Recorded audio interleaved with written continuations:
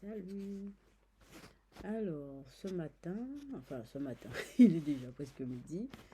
Je vais faire une vidéo sur la roue de la fortune. Voyez, la roue de la fortune. Alors que c'est à l'envers, hein, roue de la fortune. Voilà. Euh, voilà. Voyez, c'est la 10e lame. Et voilà. Alors, pourquoi j'ai choisi cette carte? Je sais pas. J'ai choisi les cartes comme ça. Comme l'envie, en fait, selon mon envie. Et voilà. Alors, donc, je voulais dire un truc à propos de cette carte. Alors, vous voyez, bon, alors, il y a un cercle, enfin, une espèce de roue. Il y a une roue. Bon, la roue, je ne sais pas si vous voyez bien là, elle est couleur chair. Alors, je regarde. Oui, la roue est couleur chair. La roue est couleur chair. Après, un autre moment, on va parler des animaux qui s'accrochent à la roue. Enfin, bon, et les couleurs chères. Alors, il y a un truc que je voulais dire par rapport à... C'est vrai, dans les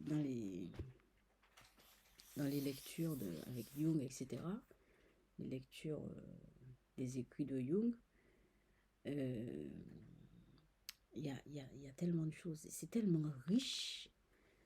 C'est très, très, très riche. Alors, ce que je voulais dire par rapport à ça, cette carte-là est fondamentale. Il y a quelque chose dans cette carte qui est très, euh, comment dire, il y a une connaissance qui se donne, mais qui se donne pas d'une façon claire. C'est très codique. Et puis c'est en fonction de ce qu'on ressent, c'est en fonction de ce qu'on veut. Enfin, c'est tellement sensible, c'est très sensible. Il y a plein de notifications. Alors, donc dans cette carte, roue de la fortune, et c'est pas pour rien que ça s'appelle roue de la fortune. Maintenant, je me rends compte, pendant que je vous en parle, alors, il y a dans cette carte comment sortir, si vous voulez, quand on parle de divin, on est déjà dans l'existence, puisque le divin est en rapport avec l'existence, mais au-delà du divin, voilà. Vous voyez, alors, le divin, c'est déjà un niveau de l'existence. Je sais pas si je suis pas très claire dans mon esprit. Je ne pourrais pas vous expliquer ce que je vous dis. Hein. C'est pas. Et je sais même pas si c'est en rapport avec mes lectures, parce que je ne retiens pas forcément tout ce que je lis. Hein. Je retiens des petits trucs qui me font tilt, etc.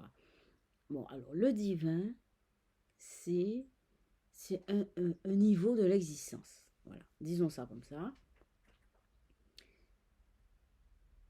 Alors, par contre, dans le divin, il y a le matériel. Donc, moi, je ne vais pas, personnellement, je ne mets pas de stade, comme quoi il y a le divin, après il y a ceci, et après finalement on arrive au matériel. Non, non, non. Moi je pense que dans le divin, il y a le matériel. De même que il n'y a que des présents. Dans le présent, il y a le passé et l'avenir. Bon, je mets tout comme ça. Bon, après, euh, dans le quotidien, eh bien, on a besoin d'étaler, comme la confiture sur une tartine, on a besoin d'étaler de A à Z. Bon, c'est comme ça qu'on vit. Voilà, voilà. Mais ma conception, et c'est ce que je comprends, c'est que, par exemple, on n'a pas de passé ni futur, on n'a que des présents, que ce qu'on vit maintenant. On n'a que ce qu'on vit, et on ne l'a même pas, puisque c'est quelque chose d'évanescent, c'est quelque chose qu'on vit, on vit. On vit, à des moments, on vit des choses, et voilà, c'est ça, c'est ce qui se passe maintenant. Voilà, voilà. Et alors, on revient sur le divin. Alors, on revient sur ce que je ressens que la carte nous donne comme message.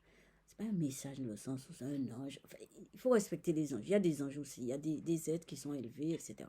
Ça, je le sais. Enfin, c'est pas que je les vois, ni qu'ils me parlent. Enfin, peut-être, hein, mais que je capte rien. Enfin, bref. Il y a où je fais pas attention. Mais alors, il y a dans cette carte un rapport entre le divin et le matériel.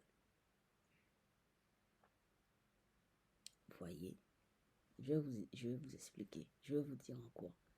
Alors, la roue est couleur chair. Ça veut dire que c'est nous. Après, il y a du blanc. Voilà. Vous voyez, les rayons sont blancs au début, là. Alors, il y a le blanc qui part de la couleur chair. Donc, nous. Après, il y a du bleu. Après, il y a du rouge. Et il y a la manivelle. Voilà. Vous voyez? Ça part de nous. Ça part du divin. Ça traverse le spirituel. Ça arrive au matériel. Mystère et bout de le gomme. Moi, je ne pourrais pas vous expliquer comment ça s'est transformé. Ça, c'est l'alchimie. Exactement l'alchimie.